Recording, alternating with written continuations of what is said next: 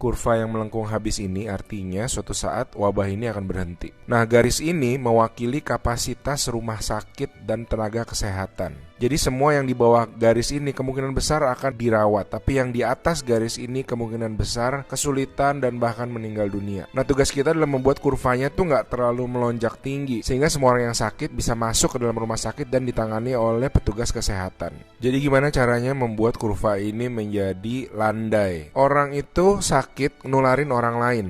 Nah, orang yang sudah sembuh, tubuhnya jadi punya imunitas, sehingga kemungkinan dia tertular lagi itu kecil atau hampir nggak ada. Sehingga caranya sebuah wabah apapun itu dari zaman dulu berhenti adalah ketika cukup banyak orang kena virusnya, lalu menjadi imun sehingga virusnya nggak bisa punya orang untuk ditularin lagi. Nah, kenapa selama ini kita perlu banget namanya social distancing atau ngejauhin diri? Animasi ini bagus banget. Ini contoh kalau semua orang bergerak bebas seperti biasa, nggak ada pikiran, semua tetap pergi konser, pergi jalan-jalan. Ini akan terjadi. Satu orang akan menularkan semua orang berbarengan, dan itu yang berbahaya. Seperti tadi kita ngelihat kurvanya ya. Pada akhirnya akan lewat dan pada akhirnya semua orang akan sembuh. Tapi karena kurvanya tinggi, banyak orang akan mati dalam prosesnya. Nah, yang terjadi di Cina dengan adanya lockdown, ditutup, membuat orang tidak sakit sekaligus berbarengan. Jadi kurvanya lebih landai kalau kalian lihat, sehingga memberi waktu untuk orang-orang menjadi sembuh dan akhirnya bisa melandaikan kurva. Nah, sekarang kita lihat kalau kita lakukan namanya social distancing, yaitu kalau nggak harus banget nggak usah pergi keluar, kalau nggak penting-penting banget nggak usah ketemu temen, nggak usah ada social function, semuanya ditunda dulu. Kita lihat apa yang terjadi.